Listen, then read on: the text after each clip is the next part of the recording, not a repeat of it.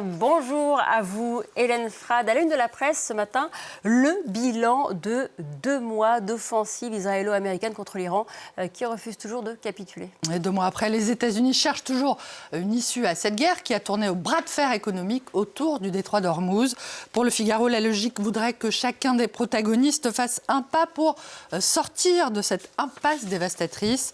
Mais le journal s'inquiète de ce que dans la guerre, précisément, la logique l'emporte rarement. Et si le blocus de Trump faisait plier l'Iran, d'après l'opinion, l'Iran pourrait effectivement subir une vraie asphyxie économique, mais cite des analystes selon lesquels Téhéran pourrait choisir justement d'assumer cette escalade.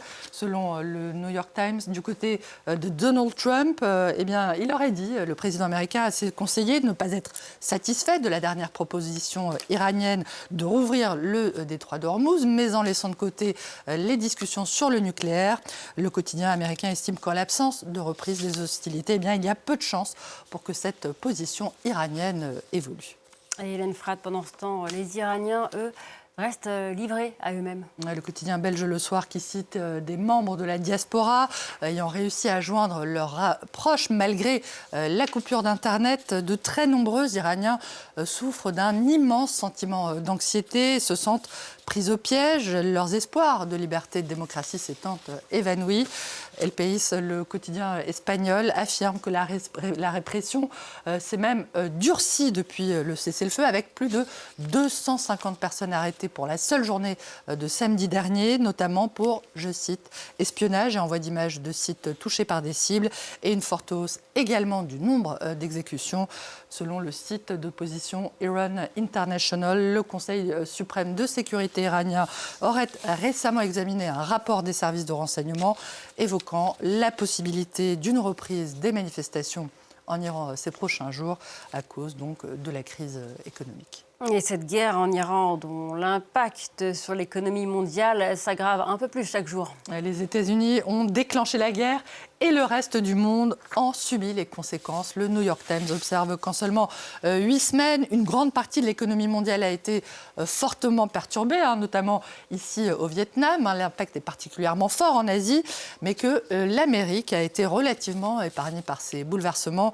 Cette situation provoque en tout cas une exaspération grandissante, notamment du Premier ministre thaïlandais. Dans une interview au Washington Post, Sihasak Phuangketkeow accuse l'administration de Trump, je le cite, de n'offrir aucune aide directe à son pays, pourtant allié de longue date des États-Unis. Cette guerre n'aurait pas dû avoir lieu, assène-t-il, regrettant que le seul geste de Washington ait été de proposer d'acheter du gaz et du pétrole américains.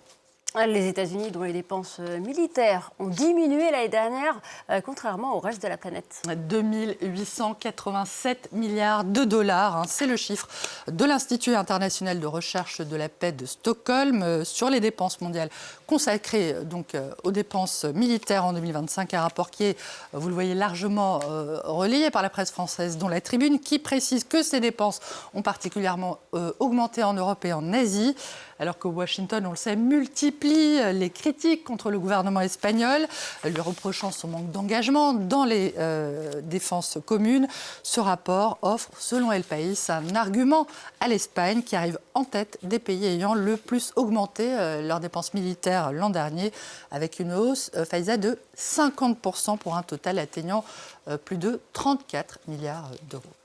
Et en France, les membres de la commission d'enquête sur l'audiovisuel public ont voté hier en faveur de la publication officielle du rapport rédigé par le député d'extrême droite Charles Aloncle.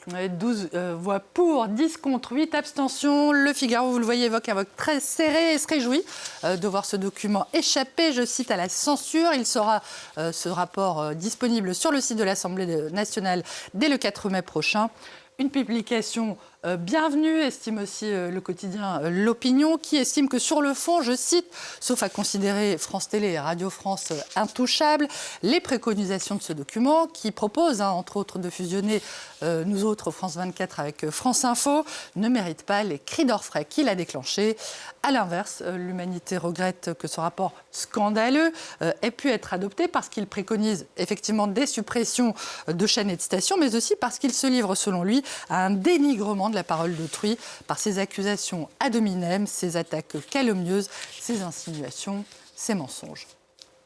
Et un mot pour terminer, Hélène, cette mésaventure d'un Français qui a été inculpé pour avoir léché une paille à Singapour. Oui, le Huffington Post rapporte qu'un jeune Français de 18 ans a été inculpé pour atteinte à l'ordre public pour avoir effectivement léché une paille, puis de l'avoir replacée dans un distributeur de boissons, une blague pour laquelle il encourt 3 mois de prison. À la rubrique judiciaire également, en Allemagne cette fois, un tribunal de Munich qui a en revanche disculpé hier un livreur de colis qui s'était réfugié sur le capot de la Porsche d'un client pour échapper à ses 2 dalmatiens. Les juges ont estimé que non, il n'avait pas à régler les 2 700 € de réparation, de frais de réparation exigés par le propriétaire du véhicule et des toutous.